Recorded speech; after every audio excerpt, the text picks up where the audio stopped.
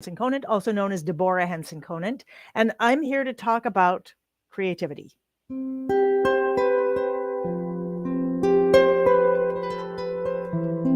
Not about how can you be more creative and do things that will blow people away, but no, creativity itself and what it's like, what the experience is to be more creative.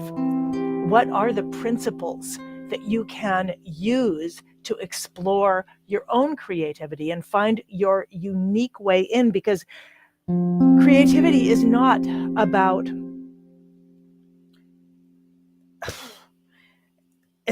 being able to do a specific thing. It is a way of thinking, it's a way of engaging, and anyone can do it. And so I want to talk a little bit about this now. Now, I'm known as a creative innovator. This harp is actually a creative innovation. You can't see it strapped on me, but in fact, I do strap it to myself in performance.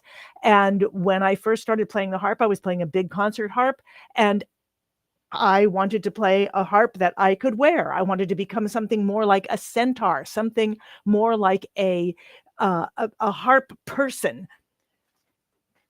And then I wanted to be able to play in different ways. So, for example, you may think of harp music as being like, or something like that. That is harp music, but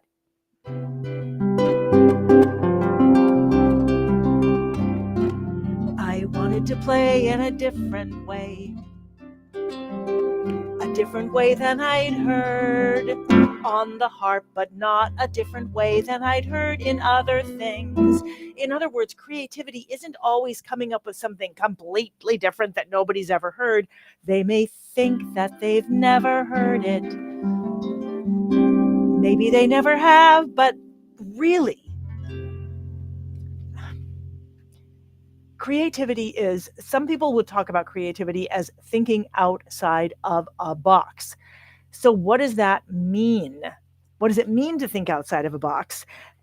I like to think about containers, and there are musical containers, which are structures, and there are ways to literally take that box that is a creative structure and open it up.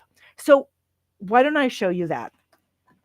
If you came to see me perform, you would see me perform in creative ways. But what I really want to do, and one of the things that I'm doing next week in the 5-day Vision to Action Creativity Challenge, is to show you how creativity works. So here's one thing I like to show. This is 3 notes. It is a piece of music, a whole piece of music. So sometimes I'll give myself a creative concept like, how can I teach people how to play a suite of 5 pieces, and it will only take less than 1 minute for them to learn and memorize each of the movements. Like, how could you do that? And this is how. So in this challenge, I actually do that because it started out as a harp challenge. It's now open to anybody who's brave enough to give it a try. And what I did was I built the first piece on a motif. This is all about improvised music.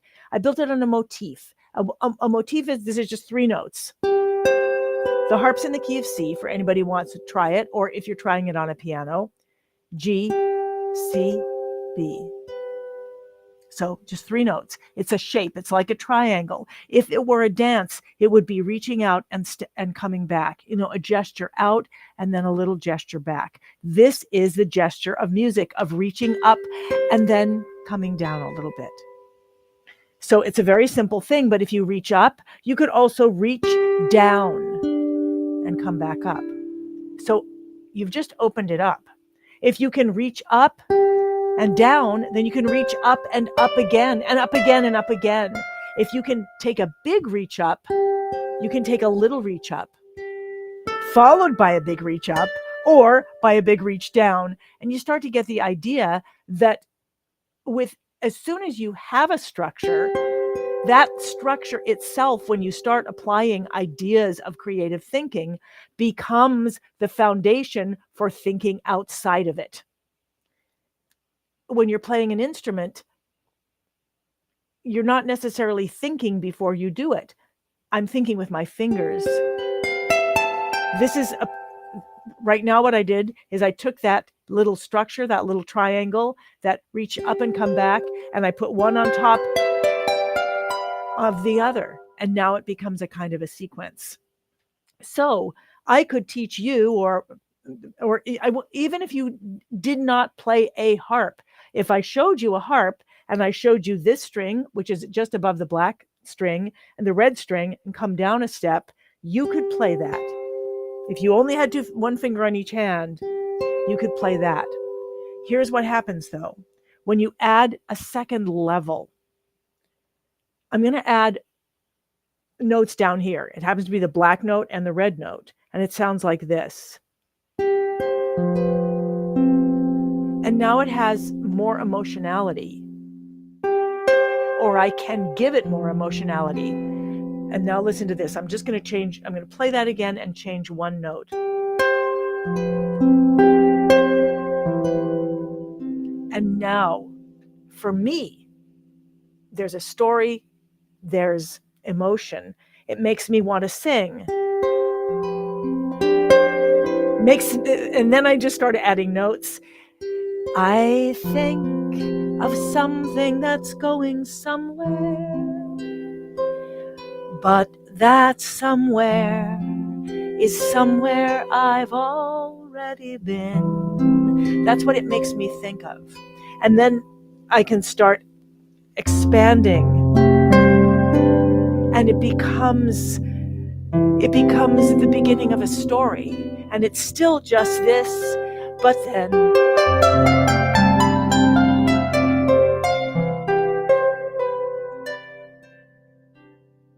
it starts becoming music.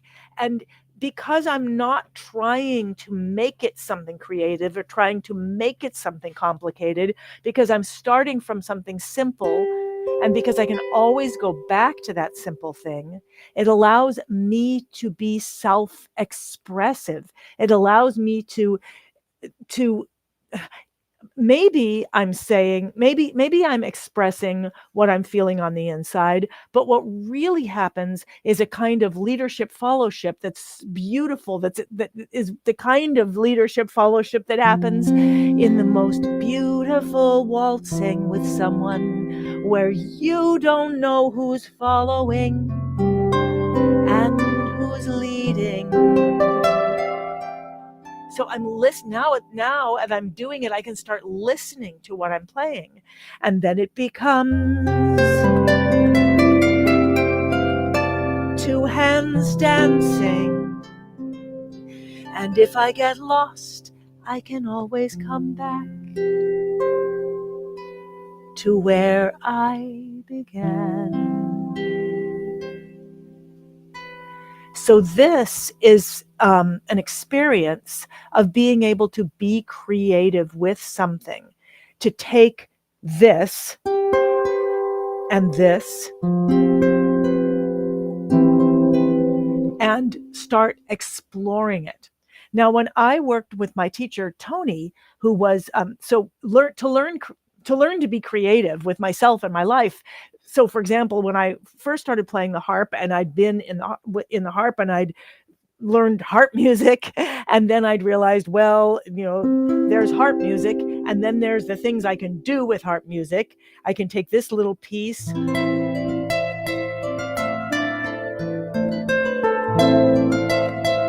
I can get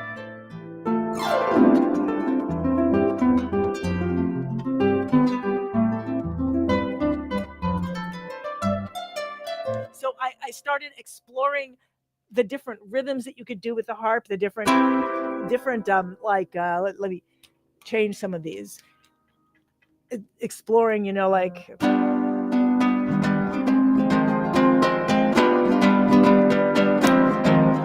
other ways to play with it, and then ways to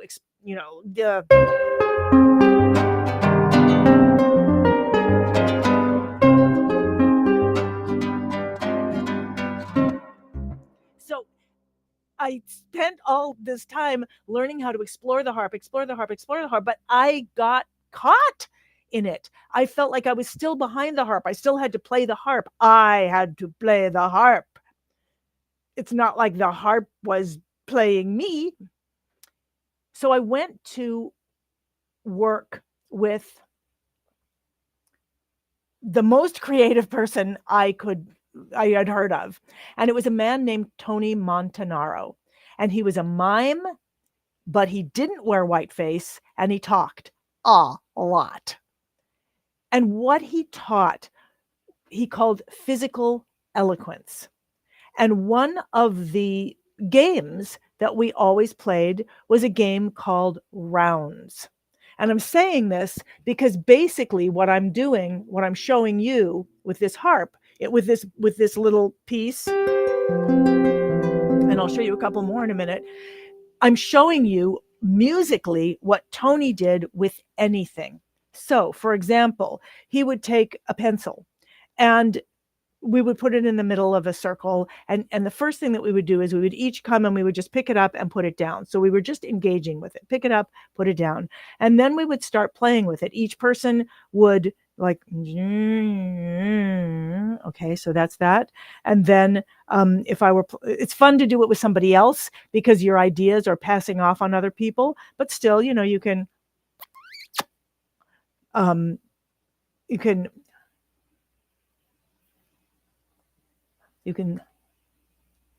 just start playing with it. All the different things that you can do with it. You can find the rhythms to it.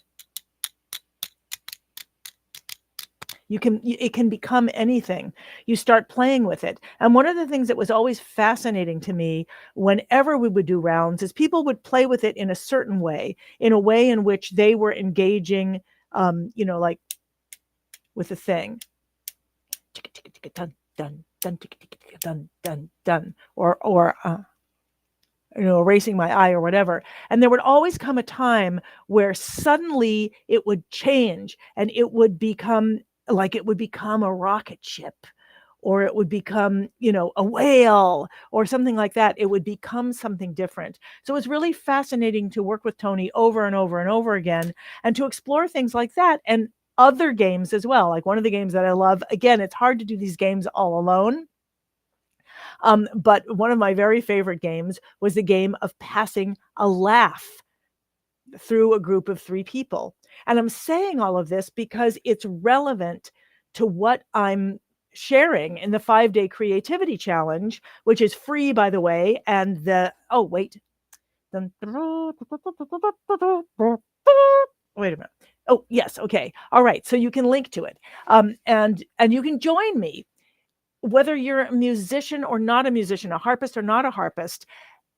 I've spent my whole life looking to non-harpists for creativity because that's where it is. I don't mean that harpists don't have creativity. I mean that often you need to look outside the specific area you want growth in order to have that growth. So in order to learn to reinvent the harp or experience the harp in a new way, I worked with this mime who talked and wore whiteface. So and I think as I say what he's teaching, about this pencil, hopefully you can also see what I did here is the same thing.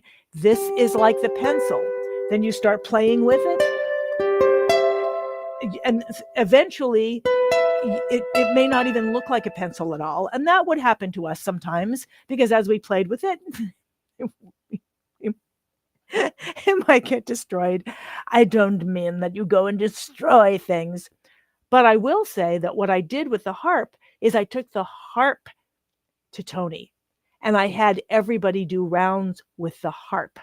And it was when somebody took a big concert harp, put it down on the floor and rode it like a horse, gently, that my mind was opened to a new way to have an instrument, to have an engagement with an instrument, to be connected with an instrument. So this is all to say that you don't know where you may end up once you start being creative with something. And I want to show you some other, what was I trying to, oh yes, I was going to show you the laughter thing. So one of my favorite games, I don't know if I can do it alone, is passing a laugh. So we would pass a little tiny laugh, like pass it to the next person, and then we'd have a larger laugh. Pass that to the person. Then it would get bigger. You'd pass that to the next person. And then the laugh would get huge. Like, I don't know if I could do this alone, but like, well, wait a second. What Tony was teaching us was the shape of laughter. So it wasn't that maybe we were really laughing, but we were taking the shape of laughter. So like,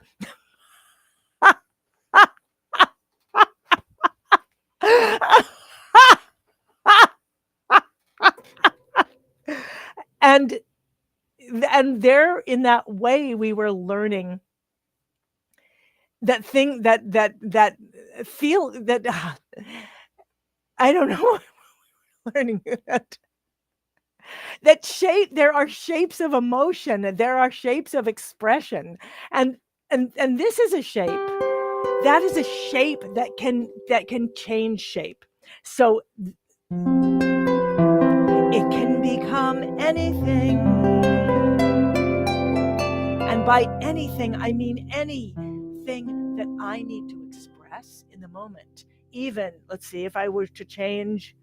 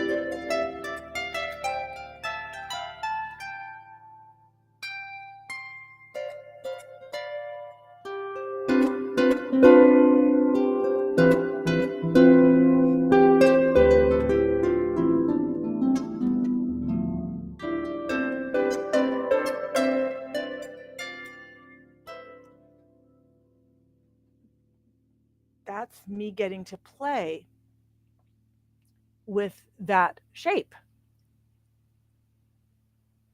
And with other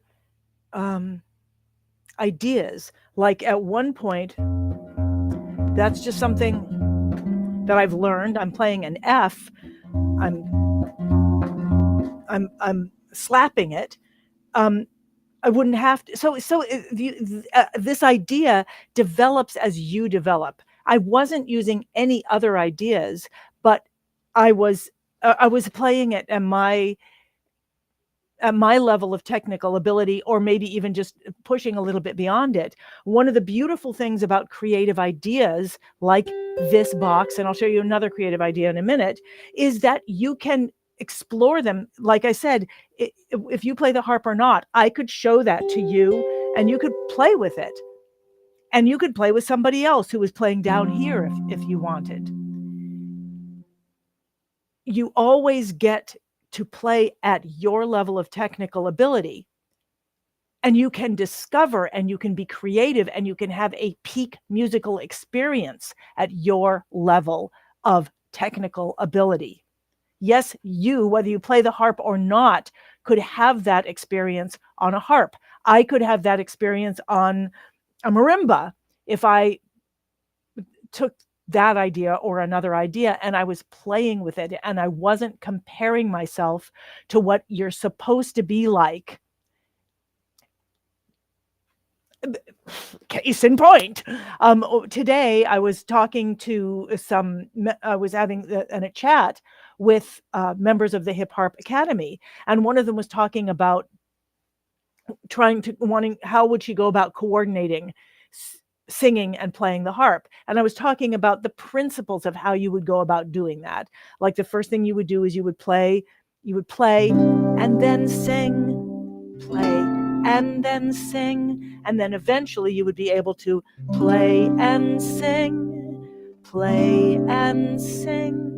But that you would have to go through some awkwardness and you would have to give up sounding like Judy Collins at the same time as you're playing the harp, like, I don't know, Nicanor Salcedo, at the same time as you are. Well, I mean, there are things that you have. There's a certain acceptance of yourself that this is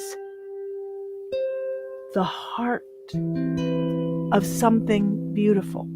So let me give you another example. That example is the first movement of the vision to action suite that I wouldn't say I teach it in the creativity challenge that I'm giving, because I just showed it to you.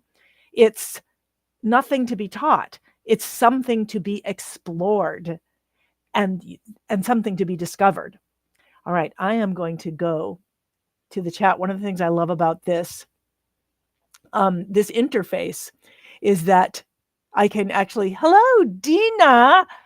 So yes, hello. So great to see you here. All right, so I want to know what you love about this. And I hope you sign up. You, by the way, Dina, was for me, an aerobics instructor, who was really teaching dance. And I got to have the experience with her of going into a situation where she would show, here's what you're going to do, blah, blah, blah, blah, blah, blah. And I'd be like, oh no, I'm not going to do that. That is never happening. And, within 40 minutes, I was doing this thing that I didn't know how to do. And that, by the way, was another experience in my life of an eye-opening experience where I thought there was something I couldn't do, that I could not have that experience, that she had all this, experience, and she had all this technical ability, and her body was like this, blah, blah, blah, blah, blah, blah. And yet through her teaching, she was able to allow me to have that experience of being someone who could move like that. And it was just so much fun. And that's part of what has opened up my my passion for training people in creativity, so that because I believe that everybody has that right to that peak creative experience at any moment. It's what makes our lives rich, and we can do it with anything. And that's what this whole quarter is all about that. This is the quarter in the Academy. It's called Creative Resonance. I'm doing a 10-week class called the Creative Resonance Project, and it's starting with this creativity challenge. So let me show you another example. Okay, here's the second movement in the suite. Now this, if you had a harp, I would say to you, play all the white strings. Anybody could do that. And it has the sound of what is called a pentatonic scale. Now, you'll notice that there's a similarity between these two, in that there's the shape, there's the box, okay? There's maybe the top of the box. Here's the bottom of the box. What I'm going to do is I'm going to play 3 notes. They happen to be A, G, and F. You don't even need to know that, but they're the one. It's the one next to the one that's next to the red one. It's the one in between the red one and the black one. So you'd play this one and then that one. You just play those 3. So here's what happens. If I'm playing, it's like a game, and the rules of the game are you put that note in the bottom, and then you play all the white notes in any order, any rhythm. Then you put the next note down, still with those white notes. Sometimes the others fit in, the red and the black, but A in the bass, then G in the bass. You can feel how it has this kind of dance going back and forth. But check this out. When I go down to the final string, it all opens up. I'm playing all the strings now. Then I come back to this A. This is a very simple way of playing it. I can do it very simply. Then the G. I can go back and forth. I'm exploring, not playing something specific. Then the G. Now getting ready to open it up. It opens up. Even if I'm just playing like this, not even playing any specific notes up here, it opens up. And so now I have a structure. And structure is the foundation of creative freedom. A little bit of internal structure. In this case, all the white strings. But maybe you can put in one of the others for flavor. With this note in the bottom, the one that's in between. Then you go down one step, still exploring.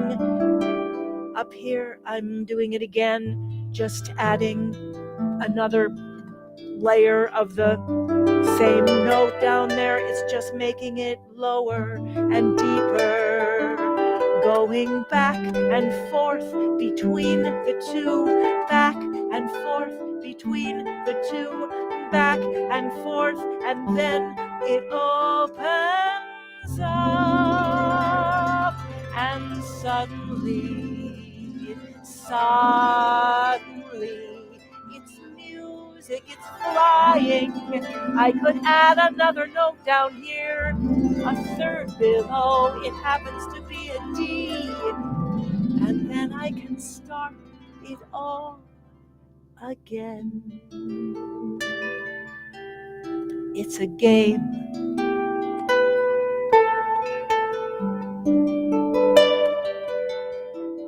Back and forth with this note in the bass. You could do this on all the white keys of the piano. Back and forth, just the white strings of the harp, the A and the G. Back and forth, back and forth, back and forth. I could even add a rhythm, it would still have the same experience. When we go down, everything's opened up. Everything's opened up.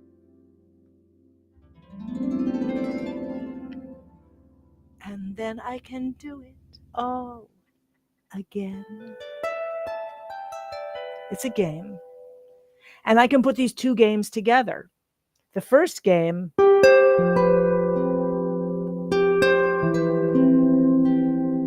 that was the heart of the first game. And the heart of the second game is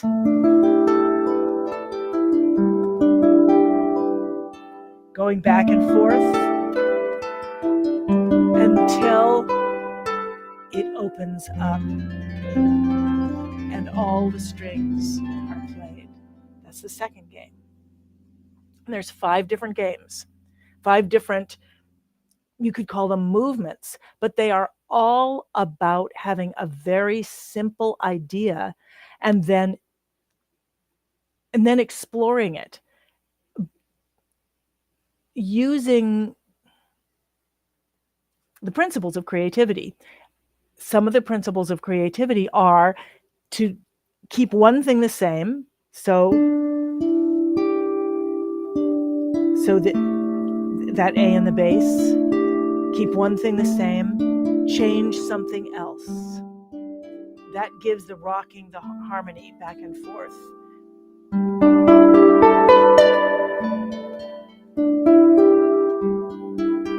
I'm still coming back. Now, it doesn't mean that I have to come back or I have to be constrained to that. The structure or the limits actually gives you something to be grounded in, so that then you can go out further afield. The other three games, the game afterwards is really fun. Well, they're all fun, but that game is almost more like a bluesy game. This is it. It's D and then A, D, G, C. Now, if you don't know the names of the notes, it doesn't matter, because I could say, if it was on a harp, I could say, well, it's the note above the red one, and then it's one note above the red one and two below it. It's nice to have colored strings. And this is a shape. This is a shape. I just move this shape down. So I play this low note, and then I take this shape and I move that shape down. And then I can start playing up here, or not even the same.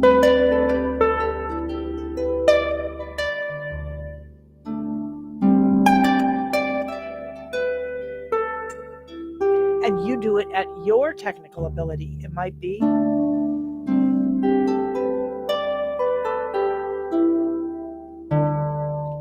this is just two fingers.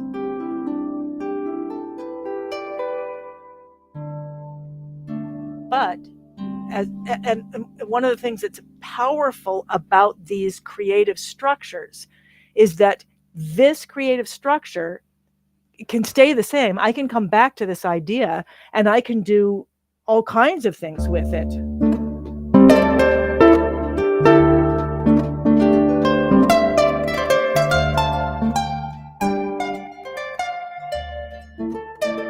I'm not remembering anything other than this.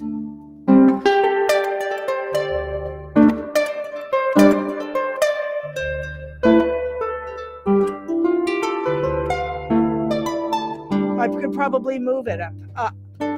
Now I just moved it to a different place. And now I put it back.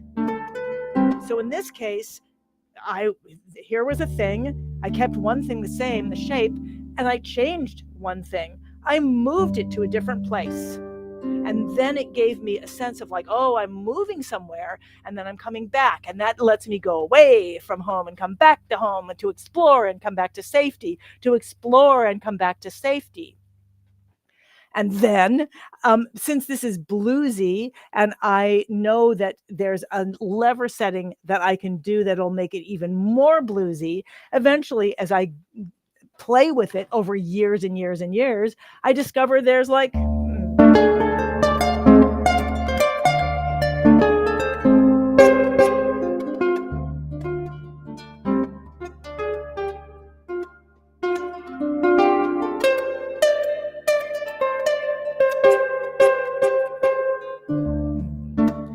and so now what I'm getting to do is really just have fun with character, but it's still this. That's what it is. But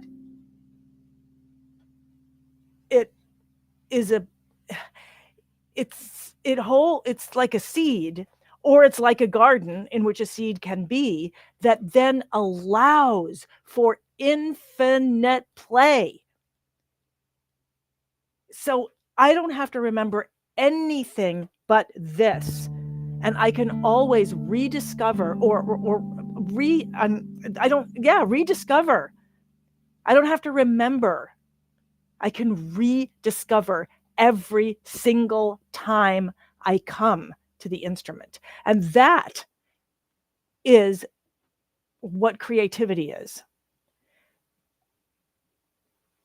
Sorry, my brain is like, yes, creativity is a way to not have to remember anything. Don't quote me on that, but you maybe can quote me on that. I mean, it is true that I have always struggled since I was a little kid to remember any kind of sequence or remember the names of things, especially if they seem to be arbitrary. And so I think that my mother, I remember her teaching me, okay, look, let's just do this. You're just going to learn one little thing, and then all you have to do is learn how you only have to remember one little thing, and then you kind of remember how everything else is in relationship to that thing. Or if it's a fundamental thing, then you can just play around with it, and you will not have to remember all the things that you do not seem to be able to remember any of. However, I I was going to say I do remember the alphabet, but only if I do it in the right order. But I do know the difference between letters and numbers. Haha. Okay, now let's see here. Okay. Connie says, I love the shape of laughter. You get enough of them and it starts to grow. That's right. It really did get funny. And Connie said, I love the challenge of finding something new in my. I'm going to put this up because I can. Connie says, I love the challenge of finding something new in myself, leaving the cookie cutter and creating the unexpected of myself. Yes. And you're reminding me, Connie, that, wow, you're making me realize, and I don't think I've ever said this, that creativity is discovery. Creativity is being willing to, like, it's nothing that gets crafted. It's always discovered. And in and and this is why I love these challenges, and I love this music, love when it's music, because okay, now let's see, how do I, okay, this, so nice music, you don't actually have to think of the words. Um, what I hear you talking about now, Connie, and I really love this, is a practice. So in the 10-week creativity program, the Creative Resonance Project, we use the 7 strings of passion. And I've been talking about 2 of them. I've been talking about structure and and and then and character, and how structure, you put in a, get comfortable with the structure, it starts expanding through creative ideas, and then you can add character to it, or you can allow your character to go into it. But with what Connie just said, there's another principle that's, I think it's string number 4 or something like that, of the strings of passion, and that is practices. And what happens with creativity is a practice. So you take on any of these, there's nothing to learn here. There's nothing to learn. There's the game.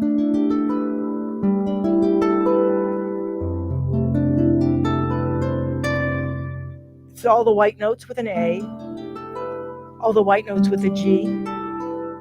F gives you all the notes. That's it. That's the whole thing to learn. So there's nothing, it's all about doing it and allowing it to unfold, allowing it to allowing yourself to discover, and allowing yourself to delight. So I know a lot of the members of the Academy, when I played this, they were like, well, I don't like it. I don't like that sound. And there's a lot of sounds I don't like. So I totally get it. I totally get it. And then, however,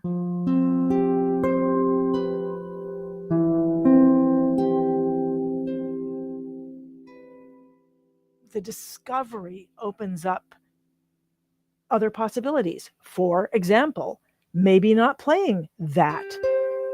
Maybe that becomes this.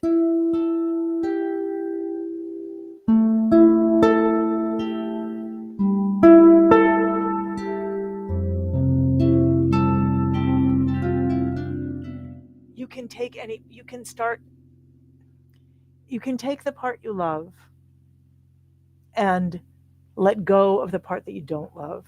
You don't have to make the choice. You don't have to be critical. You don't have to get the right thing. You can literally be listening to what you love, along with a tolerance for being in whatever you're doing when you're not loving it. So that tolerance of being with it, of having the practice, of allowing it to unfold through all its uncomfort, along with the what you discover. And this is, I mean, I'm going to spend my, if I sound like I know what I'm talking about, I do, and I also have no idea, because that is the beauty of it. You're always discovering in it, and everything that I do in creativity is a discovery, and that's what I'm inviting you into. So I'm inviting you into that discovery in 3 ways. I'm inviting you through the free Vision to Action Creativity Challenge, which also includes a webinar called Meet Your Muse, where you get to meet the muse that's inside of you. So that's the beginning of it, this free creativity challenge. Then you can take that. If you're like, oh yeah, that's for me, then there's a 10-week class where you get to explore it even more deeply. And if you're a harpist, you can then go on and join the academy if you want. And at the same time, I have a live show coming up on February 10th at the Center for Arts in Natick in the Boston area. And that's a whole other opportunity to experience creativity and to be in the room with it and get to be live and get to see it happening in all its beautiful imperfection. That is part of it. Creativity is also the heart of connection, not perfection. And I'm excited because I have always loved talking about creativity, being in a creative life, and I didn't always know how to share that with other people so that I get to see it coming to life in others. And I've learned through the Harp Academy how to learn to do that. And it's like this challenge and everything that I'm teaching has been incubating inside this secret harp world. And now I'm opening that out in this one class so that anybody can join us. Connie says, I'm laughing. It's like following a basic recipe, but adding sugar and take out this. It is exactly like that, Connie. That is being creative with something. Right. And then you taste it. And do I like this? What else can I do with it? So let's see. And somebody has a face. Do you? Oh, sorry. Every time I scroll over the messages that I'm seeing from you, they disappear. So I'm just going to go read these. Connie's talking about cookies. I love it. You're making me hungry. Oh, first she's talking about cookie cutters. Now she's talking about cooking way outside the cookie cutter. Oscar is saying this technique is inspiring and easy to understand. Thank you. And is saying it's a fun game. I'm going to pull that up. I love this. Great. This is my goal, is to make creativity inspiring and easy to understand, because I have gotten to play with it my whole life, ever since I was a little kid. It makes that things are open to you, and to be able to share that, what I've learned, is really exciting. And Facebook user is asking, do you have private students? I mean, how fortunate they are. So what I do is I have an academy, Hip Harp Academy, where there are about probably 165 or 170 harpists from all around the world. And there are 4 quarters, and each quarter we're looking at a different way of looking at creative expression and improvisation and self-expression. And so this first quarter is called Creative Resonance. And then there's Structure is Freedom. And then there's the Power of Pattern. And then there's Grounded Expansion. So we look at creativity from all these different sides and ways. So that's how I teach. And it's not private, because there is a group of people all learning together, because that's how I like to learn. I like to learn both by having someone teach me, but I learn a lot by getting to watch other people and watch the questions that they ask and what they bring up. And it's exciting. The Academy is getting more and more exciting as the years go on, as the people who are in it become braver at sharing and asking questions. And that then opens things up for everybody.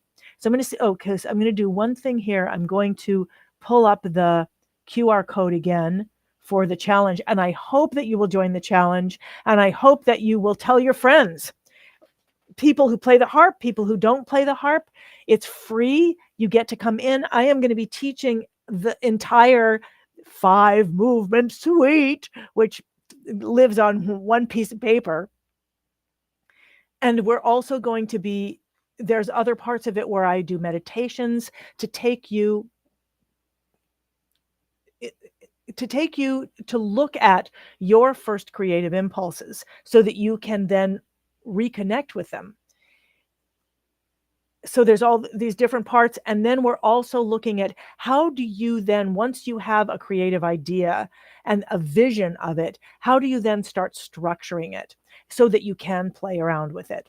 So I just think it's really good to take a look at the beginning of the year, reconnect with what's really important to you, have a sense of how to clarify your vision, have a plan for the practices that you will take on, and then have a simple structure for how you could take those practices and build something with it.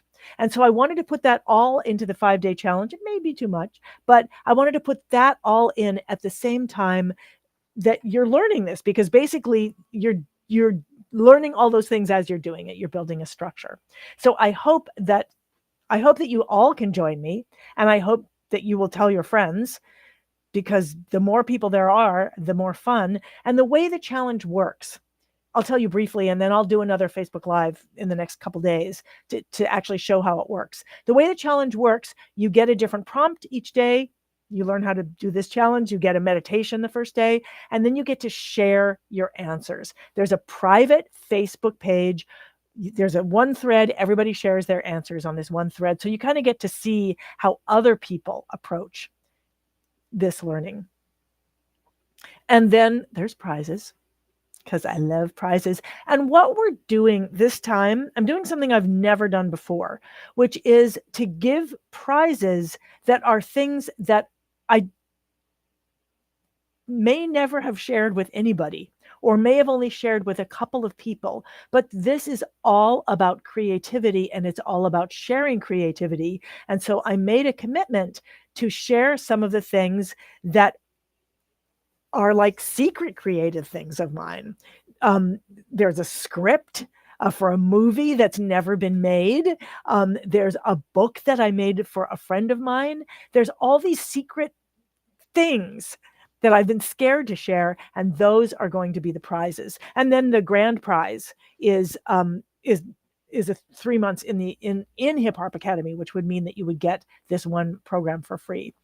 So that, I always start feeling awkward when it's time to say farewell. So let me hide this and come back to being me and say, and let's just see if there's any more chats. And then Facebook, do you have, okay, I got all that. Oops, I'm laughing. Oh my goodness. I'm going to share this because I love this. It's, and I'm learning, I'm trying to learn to share everything, even if I feel shy about it. I love this. It's just, I'm just going to say it out loud. Your presence and enthusiasm. Wait a minute. I'm going to sing this. Okay. Your presence and enthusiasm is like a spark that fans a flame of creativity. Every time I tune into your chats, I get a wave of inspiration. It's magical. The first challenge that I did of yours was this one. the creativity challenge. And I loved every minute of it. I loved every minute of it. I loved every minute of it. Oh, Facebook user, thank you for saying the thing I would most want to hear. I loved every minute of it, every minute of what you wrote.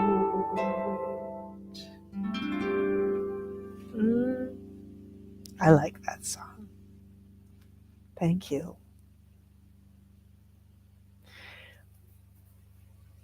You know, one of the things that was really powerful for me in my life was learning to stand in front of an audience applauding and just look at them and be moved by the music of hands. And I think and you just gave me the opportunity to do that here, which is something that I really haven't learned how to do on the internet, except that I just got to. So thank you. Beautiful. Okay. Someone is saying brave. Yes. I think that must be someone who has experienced what it's like in Hip Hop Academy. Austin says, I've always enjoyed playing instruments like the violin and piano, but the harp is so inspiring. I don't know why, but the harp just changed my perspective on creativity. Austin, do you mean that you play the harp, or that you or for what you just heard here? I mean, either one is great. And I think there's a reason for that. And I think one of the reasons for that is that the harp is a naked piano.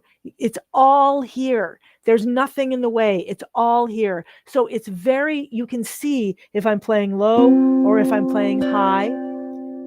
If I'm playing very low, you can see if I'm playing big. You can tell if anyway, I think that it is so, that the harp is, all instruments are honest, but there's something so transparent. It actually is transparent. There is something transparent about the harp. So thank you for pointing that out. Because for years I was like, why am I playing the harp? I don't understand. I don't like harp music. And then I began to understand that the instrument is so gracious and so open and so full of possibility. Okay. Yes, you're breaking open my fear box, Connie. Yes. All right. Well, thank you so much for being with me tonight. Tell all your friends, go sign up. Wait, let me get this thing. I'll pull it up, my QR code with the little thing on it. I made this. So join. There are sharing icons on that page, so you can go straight to that page and then you can share with your friends from there. If you live in the Boston area, come to my show February 10th at the Center for Arts in Natick so I can look straight in your eyes. It's a beautiful, tiny little theater, and there is no bad seat in the theater, and it's just intimate and fun and wonderful, and I never know what's going to happen. So if you know anybody in the Boston area, or if you are in the Boston area, it is a pre-Valentine's Day show, the weekend before Valentine's Day. So it's all about love of every kind, because that's what life is about. And now I lost my train of thought. Okay, well, join me for the challenge. That's the important thing. And if you're in the Boston area, come to the show. And if you go to the challenge, you'll probably see a note that tells you how to get to the show as well. And you can go to my website, hipharp.com. That's hip as in cool, harp as in the instrument. And now, my friends, Fare thee well. It's been lovely to spend the evening with you. Go forth and harp on the wonderful things in life.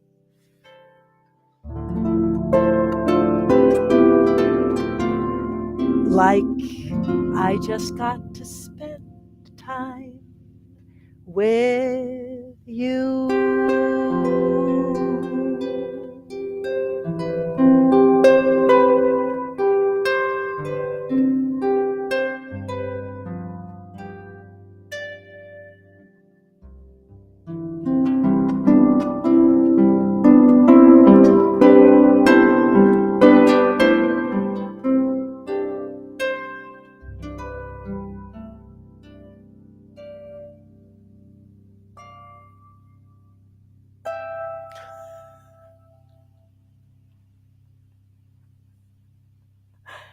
And if you don't like a note, play the next one. Thank you so much. I look forward to seeing you soon.